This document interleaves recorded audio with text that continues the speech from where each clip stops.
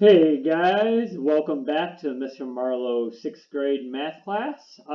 Today we're going to be working on lesson 12, writing and evaluating expressions with multiplication and division.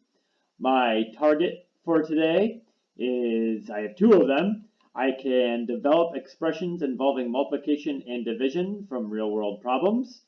And my second target is I can evaluate these expressions for given values. All right, so take a moment, pause the video, and write down example number 1 here. All right, I take it you've had a second to write that down. Example 1 says, the farmer's market is selling apples. In every bag, there are 3 apples. Complete the table. All right, and we have a column for the number of bags and a column for the total amount of apples. So, the farmer's market is selling apples. In every bag, there are 3 apples. Well, how many apples are there in one bag? 3.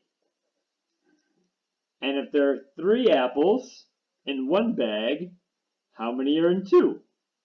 Well, to get from 1 to 3, we multiplied, right? We multiplied 3 to 1 because there are 3 apples per bag.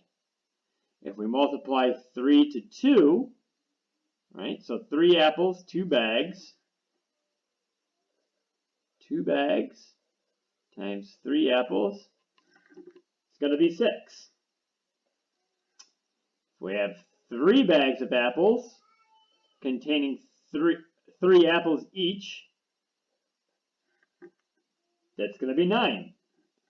We have 4 bags of apples, each containing 3 apples. That's going to get us to 12.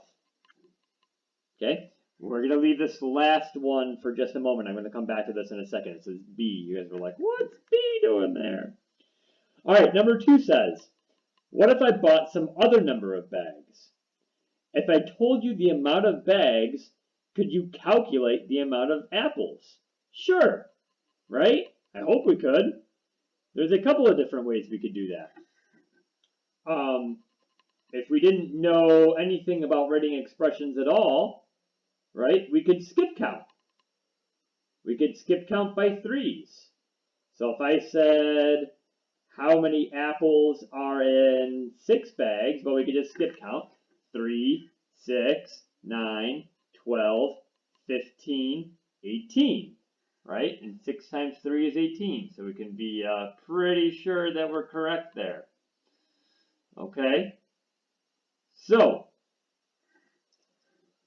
what if I bought some other bag? If I told you the amount of bags, could we calculate the number of apples?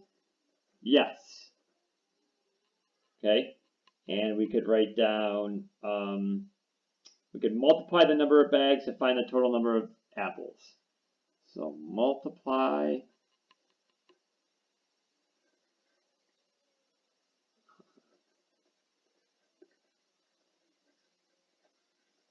the number of bags by 3 to find the total number of apples. Okay? Pretty straightforward so far, I think.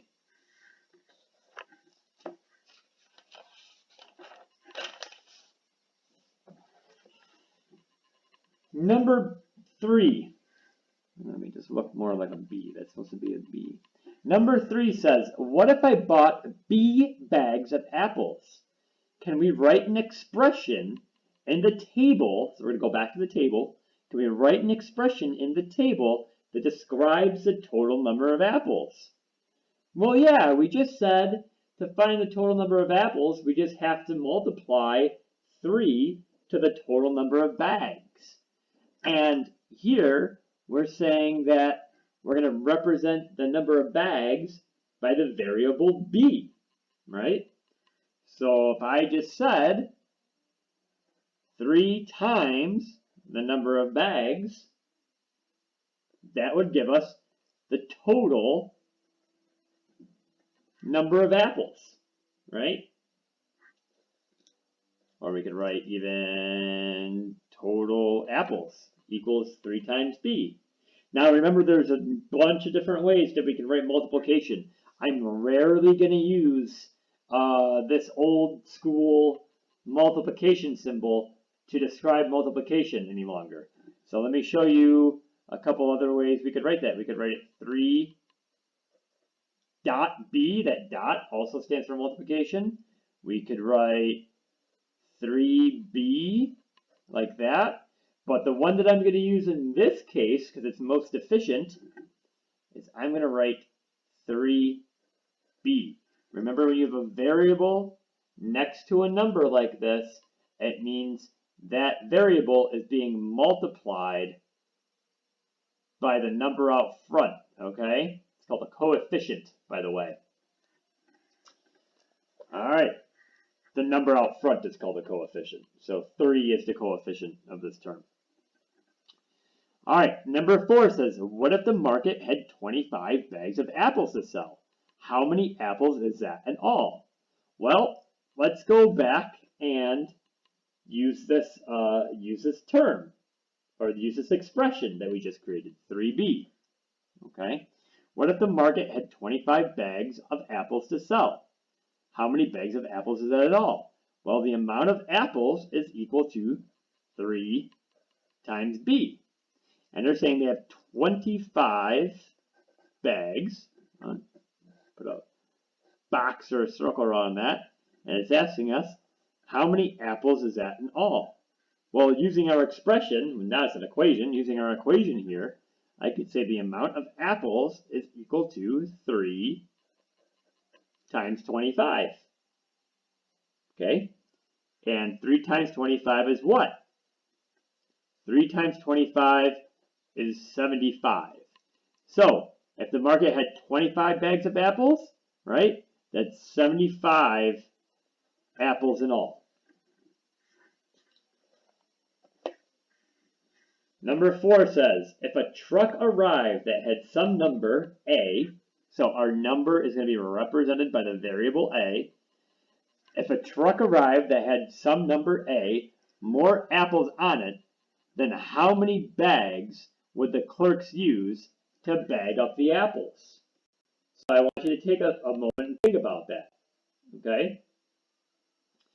So there's a truck and it arrived that has some number of apples, right? And we want to figure out, right? We want to figure out how many bags would the clerks use to bag up those apples, right? So the truck has A apples on it. We don't know really what A is yet, right? But we do know that each bag of apples, or each bag contains how many apples? It contains 3 apples. So if I want to know how many bags the clerks are going to use, right, I'm going to divide our number A, whatever that turns out to be, by 3. Okay? And by doing so, I will know how many bags we're going to need to bag up the apples on the truck. So let's look at what this means. If this part was a little bit confusing to you, right? Let's look at number 5, because I think it'll make more sense. If a truck arrived with 600 apples on it, how many bags would the clerks use to bag up the apples? Well, it's the same thing up here, right? We're doing the same thing down here that we did up here, only now we're given an actual quantity, 600, right? And up here, A stood for the amount of apples.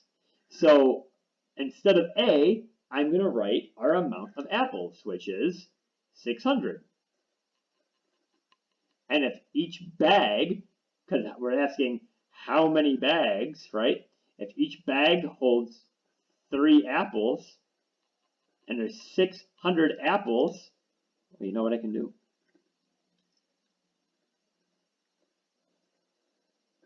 It's going to be divided by 3 apples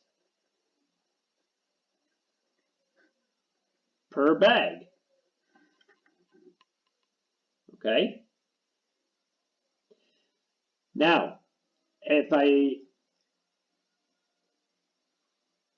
divide, if I put these over 1, because notice over here I have a fraction or a rate, right? Apples per bag. So now what I have here is I have a division of fraction word problem. All right, and we all know division of fraction, I could do keep, change, flip. So I'm going to keep the 600 over 1 apples. I'm going to change division to multiplication, and I'm going to flip the second fraction. Now notice I'm going to have apples divided by apples, so that's going to cross out. And then I'm going to get 600 divided by 3, right? 600, I'm going to write my answer over here because I kind of ran out of room. Boop. 600 divided by 3, well, that's 2, 6, 0. That's 200, okay? So it's going to be 200 bags. All right, looking at the problem set, there are 2 questions, each with an A, B, C, and D. A wants you on, I believe, both. A wants you to complete the table. So on question number 1, it says in New York State, there's a 5-cent deposit on all carbonated beverage cans and bottles. When you return the empty bottle or can, you get 5 cents back. All right. So if I return 1 bottle, how much money do I get back? 5 cents. Okay. If I return 2 bottles, how much do I get back? 10 cents. All right. So then you need to complete this table. And then for B, if we let C represent the number of cans, what is the expression that shows how much money is returned? So give that a shot. Use the notes that I just gave you. Again, if you have any questions, comments, concerns, please email me, remind me, or I don't know, whatever. Send me a text message. However you need to get a hold of me. All right, guys, good luck, and I'll talk to you again soon.